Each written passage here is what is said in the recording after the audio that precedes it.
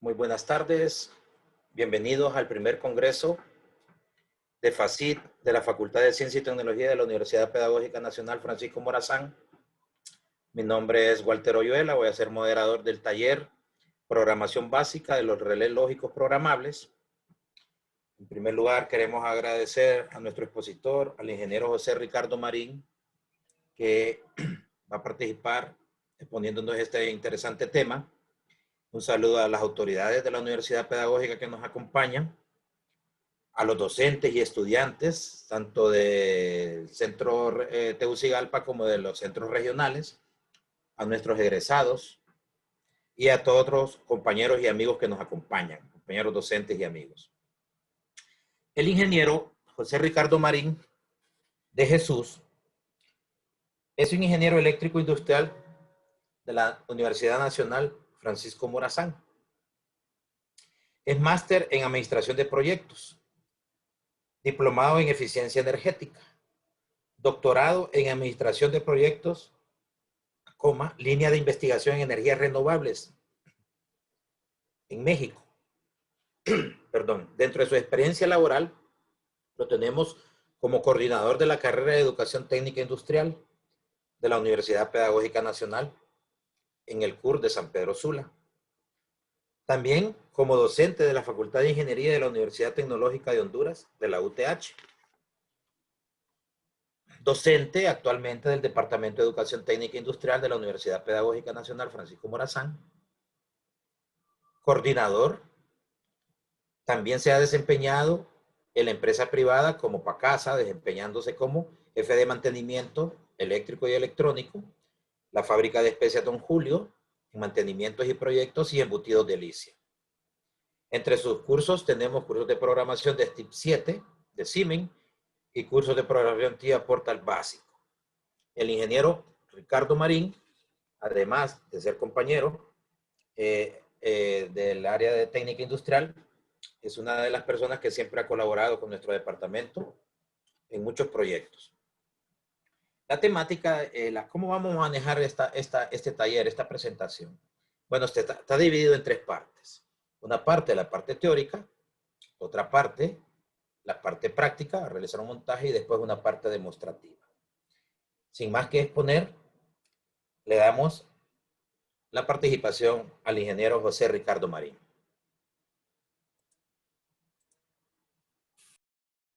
Buenas tardes, gracias, licenciado Walter, por la introducción. Bienvenidos a todos. Iniciamos pidiendo hasta cierto punto una disculpa ahí por el atraso, ¿verdad? Esperamos que este taller básico va a ser, sea de su mayor provecho y estamos anuentes a cualquier consulta, incluso después de terminado el Congreso, ¿verdad? Entonces, vamos sin mucho preámbulo, vamos a iniciar con la parte teórica, luego vamos a hacer un ejercicio demostrativo y una simulación, ¿verdad? Y por último, la ronda de preguntas y respuestas. Siguiente. Comencemos entonces. Vamos a hablar sobre los relés lógicos programables o los RLP, ¿verdad? Que a diferencia de los PLC, ¿verdad? Esto es un PLC pero de menor rango o menor categoría, pero de mucha funcionalidad, tanto en la industria como en el sistema educativo, ¿verdad? También en la parte de domótica. Siguiente. Entonces, ¿dónde podemos nosotros aplicar este tipo de relés? Next. ¿Verdad? Vamos a empezar definiéndolos. Un controlador lógico realiza funciones lógicas. Cuando hablamos de funciones lógicas, funciones combinacionales y secuenciales, estamos hablando de programar temporizadores, por ejemplo, programar contadores. Yo quiero que me cuente, por ejemplo, la entrada a un centro comercial de los carros, que me vaya contando y me diga, ok, ya estamos llenos, estamos vacíos, nos hacen falta tantos espacios. Entonces, esos son funciones lógicas combinacionales y secuenciales. A través de una programación, ¿verdad? La programación la podemos hacer a través de un software o a través de las teclas del relé lógico programable. Ahí vemos dos fotos de dos relés lógicos programables de diferentes marcas. En el caso de nosotros vamos a atender una marca en específico, ¿verdad? ¿Sí? Ahora bien, lo podemos programar en varios lenguajes, un diagrama de bloques, que es el que vamos a utilizar nosotros, que se parece mucho a, o es muy similar a lo que es la electrónica digital, ¿sí? Y el lenguaje KOP, que es el que se parece mucho al lenguaje que nosotros utilizamos para los diagramas de controles, diagramas de contactos y lógica cableada. Siguiente. ¿Para qué se utilizan? Bueno, los podemos utilizar nosotros en domótica, que es la ciencia que mira la automatización de las clases. Lo podemos utilizar en máquinas y equipos industriales, que es donde más se utiliza, ¿verdad? Ahí nos habla de invernaderos industriales. Realmente lo podemos utilizar en cualquier proceso que nosotros queramos automatizar. Si lo llevamos al área de la escuela, de los colegios, por ejemplo, si nosotros queremos automatizar la alarma, ¿verdad? O en este caso, la sirena de recreo, de entrada, de salida de las diferentes jornadas. Y actualmente lo estamos haciendo con una persona que es el orientador o que es el subdirector o con una persona que hemos asignado a que haga esa labor. Nosotros podemos hacerlo automático y nos quitamos ese peso encima. Siguiente. ¿Sí?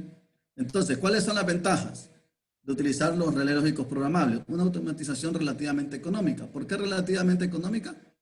Porque es mucho más barato que un PLC de alta gama, ¿verdad? Es libre de mantenimiento o el mantenimiento es nulo, con tal que nosotros conectemos sus protecciones, su breaker, la energía sea estable, él no necesita un mantenimiento.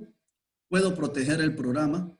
¿Qué quiere decir? Yo meto un programa, grabo el programa y yo no quiero que el operador lo toque, le cambie parámetros. Entonces yo le puedo poner una contraseña de administrador y le puedo poner una contraseña de operador. Puedo ponerle dos contraseñas en el cual le doy ciertas capacidades al operador, pero la capacidad de cambiar el programa la guardo yo.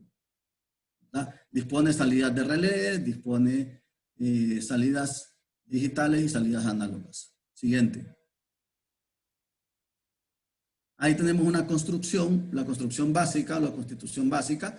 Tenemos una alimentación fácil neutro que puede variar entre 110, 220, 24 voltios DC o 12 voltios DC incluso.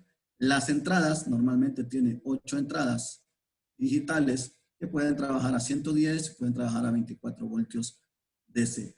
Tiene una pantalla donde se despliega la programación, lo que está sucediendo una vez corrido. Tiene una conexión a cable. Bueno, esa es una versión relativamente vieja que utilizaba un cable especial. Ahora lo tienen por cable Ethernet.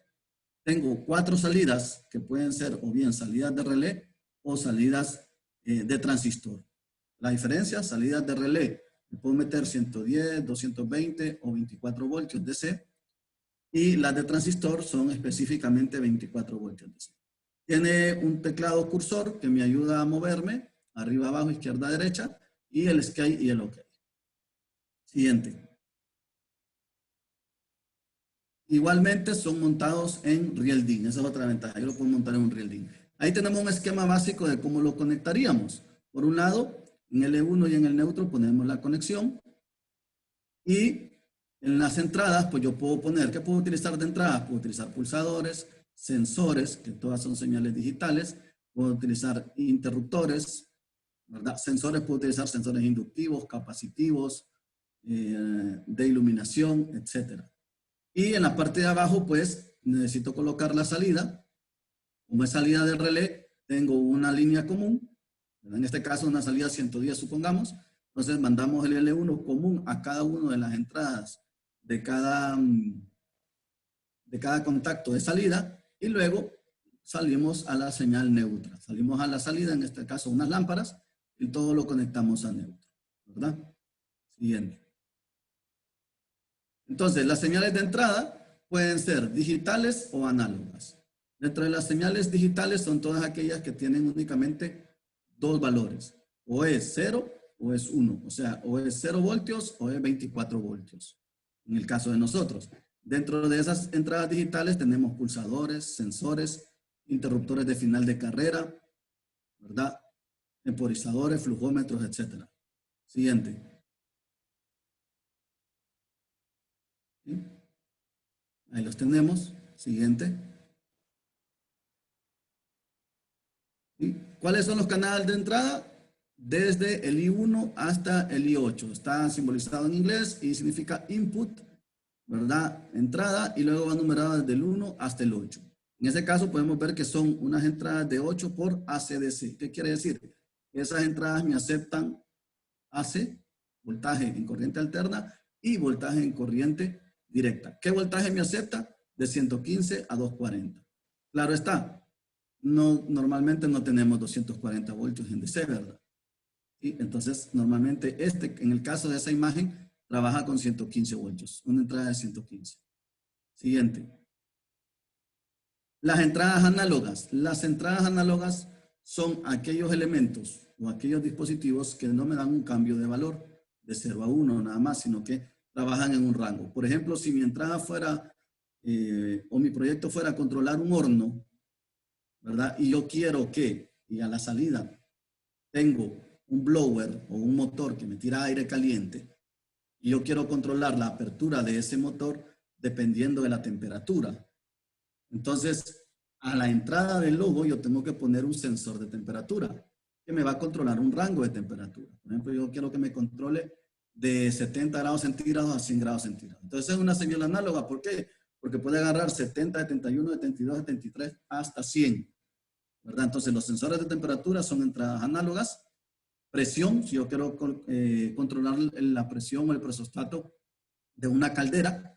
Velocidad, si quiero controlar la velocidad de un motor que me vaya fluctuando a través de un variador de frecuencia, puedo controlarlo a través de un logo.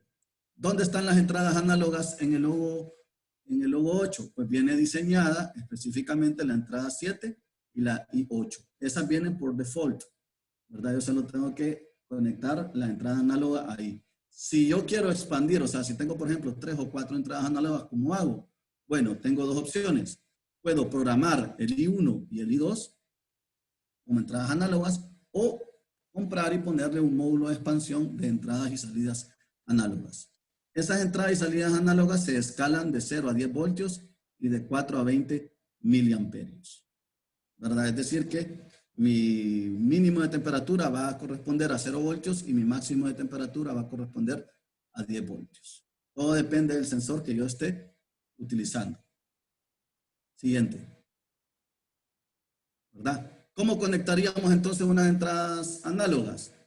Como yo, por ejemplo, yo quiero tener de 0 a 10 voltios, ¿verdad? Y esto para los que estamos aquí, que son profesores del área de técnica industrial y quieren armar su maqueta, y digan, bueno, ¿y cómo voy a simbolizar o cómo voy a generar una entrada análoga si no tengo un sensor? Porque los sensores de temperatura, los sensores de presión son excesivamente caros. Entonces yo lo quiero simular. Bueno, como lo que yo voy a controlar es una señal de entrada de 0 a 10 voltios, y yo tengo 24, por ejemplo, entonces tengo que reducirlo. ¿Cómo reduzco eso? A través de resistencias, ¿verdad? Esa resistencia de 6.6 kilo ohmios lo que hace es bajarme de 24 a 10. Y el de 0 a 10 voltios lo controlo con el potenciómetro, un potenciómetro de 5 kilo ohmios. Entonces, con eso yo automáticamente obtengo de 0 a 10 voltios una señal análoga en el logo. Y con eso puedo simularlo, ¿verdad? Si yo necesito hacer una práctica con los muchachos y no tengo un presostato o un sensor de temperatura, un sensor de presión, un sensor de velocidad, ¿verdad? Porque son, como decíamos, es muy caro. Entonces lo puedo simular con una resistencia de 6.6 kilo ohmios y un potenciómetro de 5 kilo ohmios, y con eso automáticamente yo voy regulando de 0 a 10. Ya lo demás queda en la programación. Siguiente. ¿Verdad? Cosa muy importante, cómo conectar los sensores, que en algunas ocasiones tenemos problemas. Para empezar, los sensores tienen que ser NPN, ¿verdad? Perdón, tienen que ser PNP. Si son NPN, tengo que mandarlos a través de un relé, pero suponiendo que son PNP, o sea que el positivo hace el cambio, puedo tener sensores de 3 hilos o sensores de 2 hilos. ¿verdad? De esta forma se conectan. En caso de los 3 hilos, pues necesito meterle una alimentación, el positivo y el negativo, y la entrada azul, esta línea azul es la que hace el cambio, ¿verdad? Aquí, por ejemplo, funciona igual, nada más que aquí tengo un negativo como común y el cambio lo hace en el positivo. Siguiente. Señales de salida. Bueno, dijimos que teníamos 2 tipos de salidas. Teníamos salida de relé o salida de transistor. La salida de relé dijimos que podíamos trabajar en 110, 220 o 24 voltios DC, inclusive 12 voltios DC.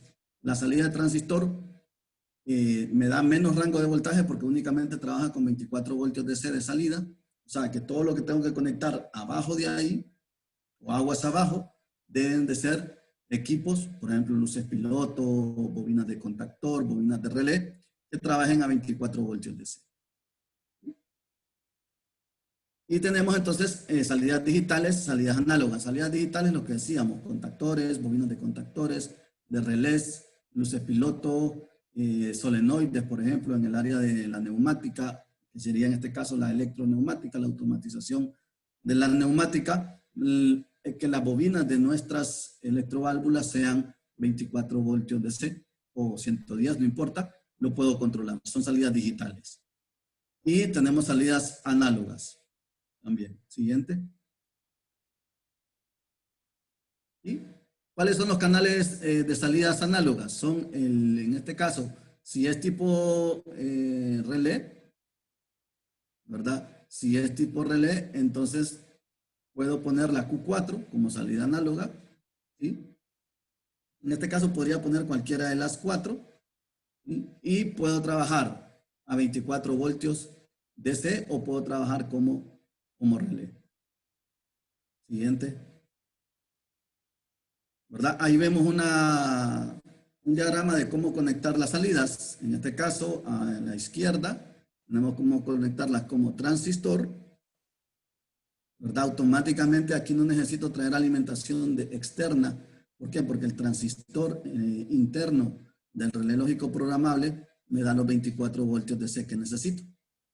Y entonces necesito conectar el común a un lado y al otro extremo de la carga necesito conectar la salida Q1, Q2, Q3, Q4. Y si le puse un módulo de expansión, pues igual. Si es salida con relé, entonces ahí sí, necesito mandar la línea viva a la entrada de cada uno de los contactos y a la salida de cada contacto lo mando a la carga y de la carga me conecto a el común, que en este caso podría ser el neutro si es 110 o podría ser el negativo si es 24 voltios DC.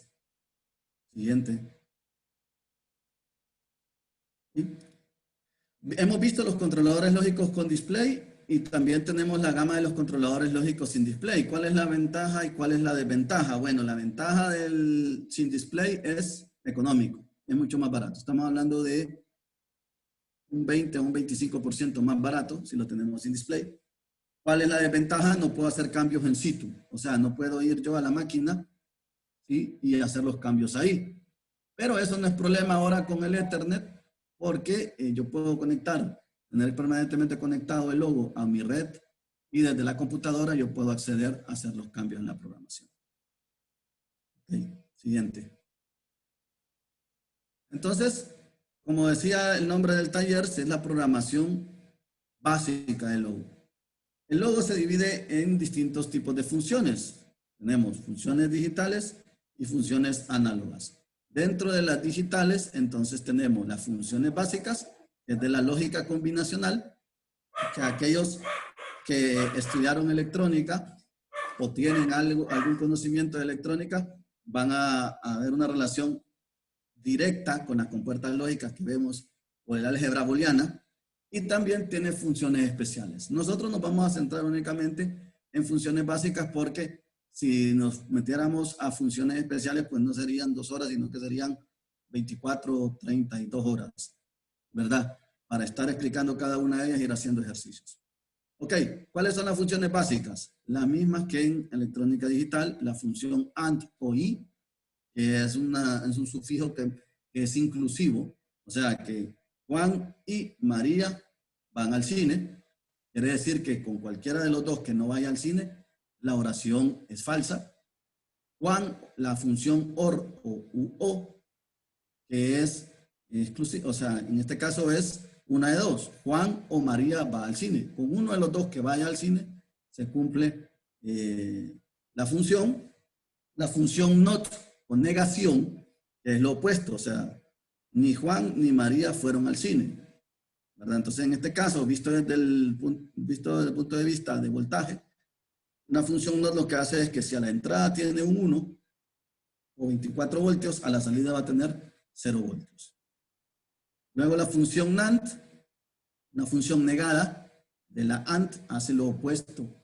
De la AND, la función NOR hace lo opuesto de la OR, y la función XOR es una función exclusiva. Siguiente. Entonces, vamos a ver, siguiente, vamos a ver cada una de ellas de una manera rápida y vamos a generar una analogía, ir viendo una analogía entre la electricidad básica, el símbolo en electrónica y cómo aparece en el logo. Entonces, una compuerta AND me dice que la única forma de que la salida sea 1 es que sus dos entradas sean 1. De lo contrario, la salida va a ser 0. O sea, quiere decir que van a haber 24 voltios en esta lámpara, sí y solo sí.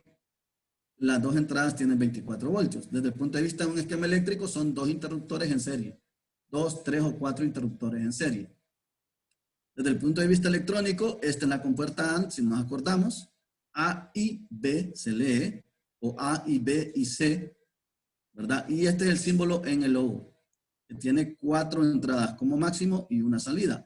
Quiere decir que esta salida va a valer 1 únicamente cuando estas 4 entradas valgan 1. Ah, bueno, pero si yo solo conecto 2, ¿qué pasa con las otras 2? Automáticamente él les pone una condición de que no importa. No las toma en cuenta. Siguiente. La función OR, ¿verdad?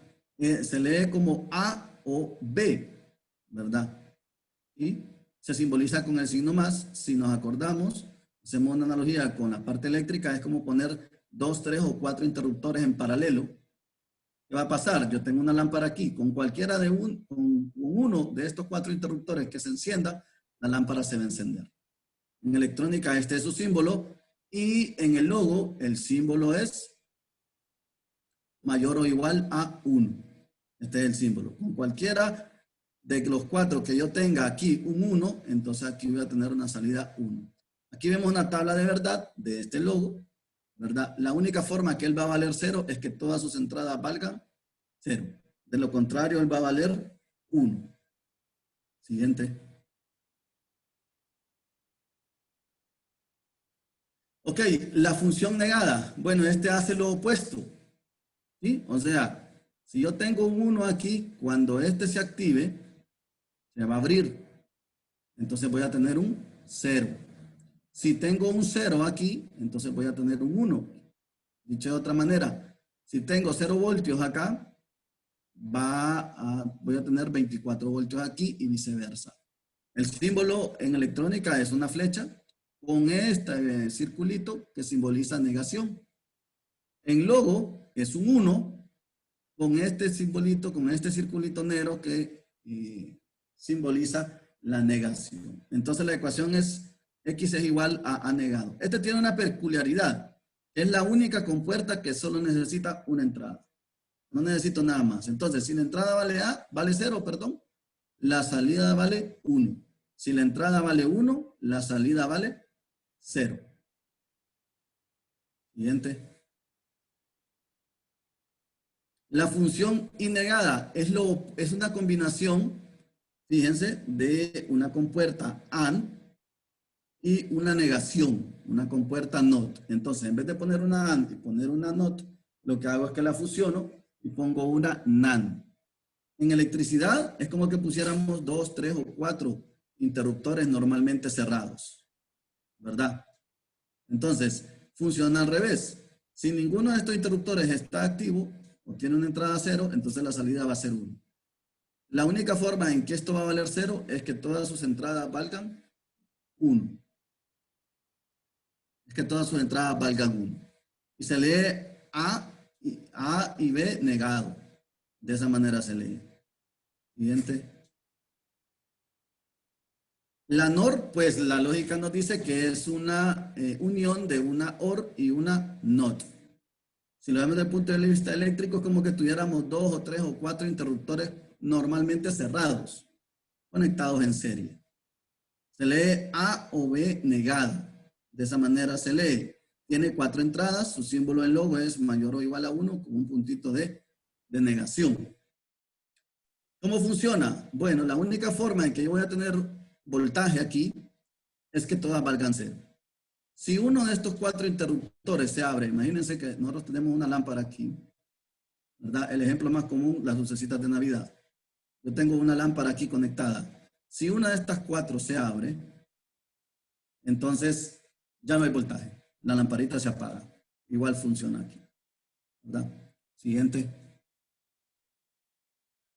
La exclusiva o XOR es una combinación de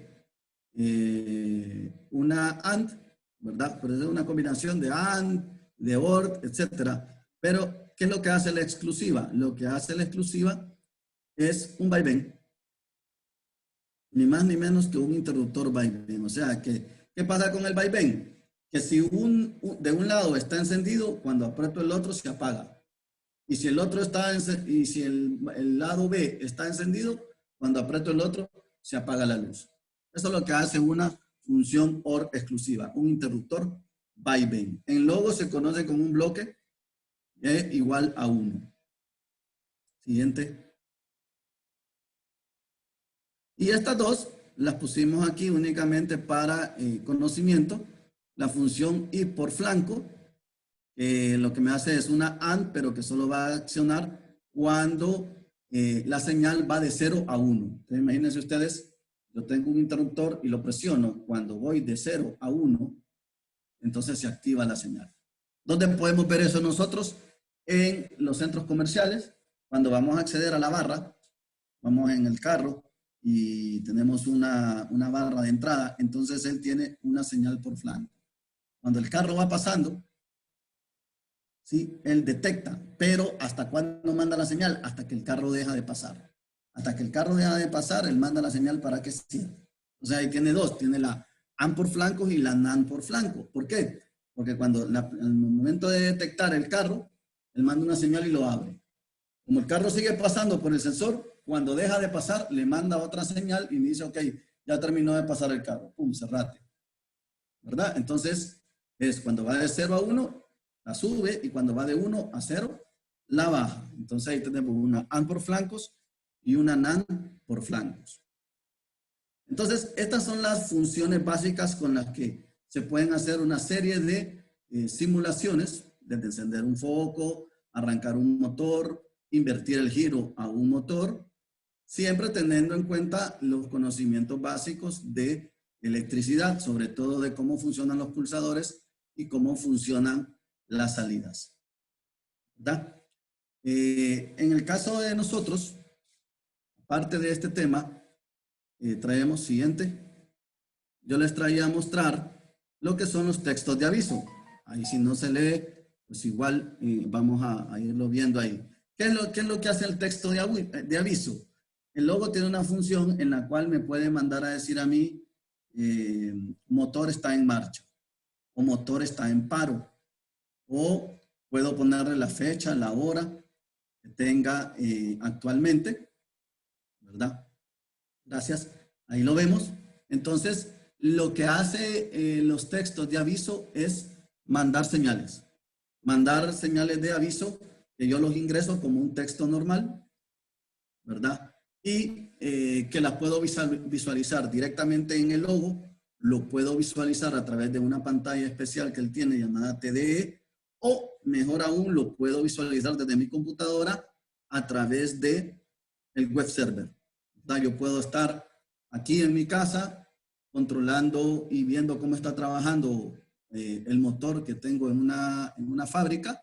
Yo puedo estar viendo cuáles son sus entradas, cuáles son sus salidas, si ha tenido errores o no, y puedo ver los textos de aviso que me mandan. Siguiente. Entonces, yo para programar esos textos de aviso, yo los puedo configurar por carácter, o sea, yo puedo ir escribiendo carácter por carácter, o puedo configurarlos por línea. Y cuando los configuro, los puedo enviar únicamente al logo, al módulo de bloques, BM, lo puedo enviar al logo y a la pantalla, e incluso lo puedo enviar al logo, la pantalla y la TDI, el web server, perdón. Siguiente. Más o menos esto es lo que se nos va a abrir. Y aquí es, en la pantallita verde, es donde nosotros vamos a escribir. En esta parte de acá, nosotros vamos a seleccionar si queremos que solo se muestre en el logo, que se muestre en la TDE, que se muestre en ambos. Y una vez mostrar en ambos, incluso puede ser que se muestre en la web. ¿Verdad? Puedo escribir textos o puedo jalar fecha, hora.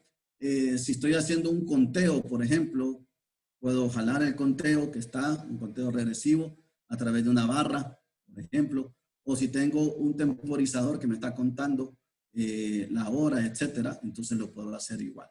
Inclusive le puedo cambiar el color, ¿verdad?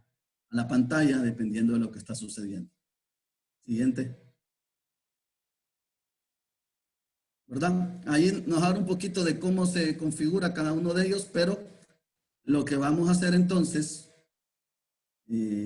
ahorita ya, una vez terminada la presentación, vamos a hacer un ejercicio y luego lo vamos a simular. Siguiente. Siguiente.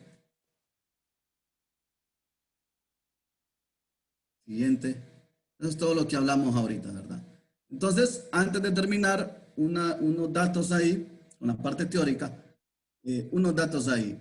¿Por qué es importante la automatización? Fíjense, según la investigación de transparencia de mercado en el 2015, antes de esto, dice que el sector de automatización crecerá a una tasa anual del 6.6% del 2016 al 2024.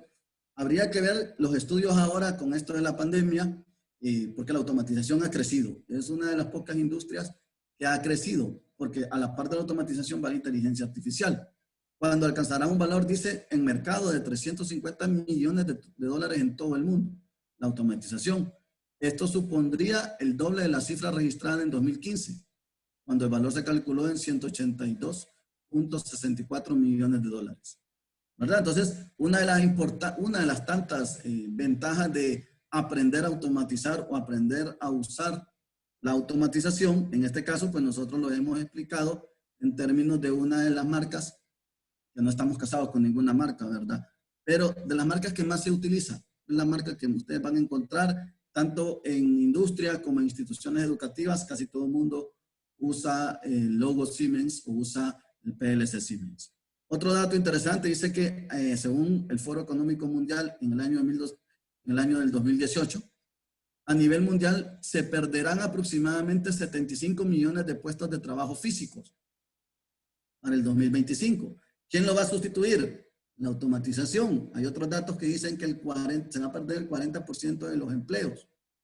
Pero, ¿quién va a absorber toda esa carga? Bueno, se van a crear, aparte que se van a eliminar esos 75 millones de empleos, se van a crear 133 millones de nuevas fuentes de trabajo en base a diferentes funciones de automatización, inteligencia artificial, el IoT, el Internet de las Cosas, ¿verdad? Pero con un gran detalle.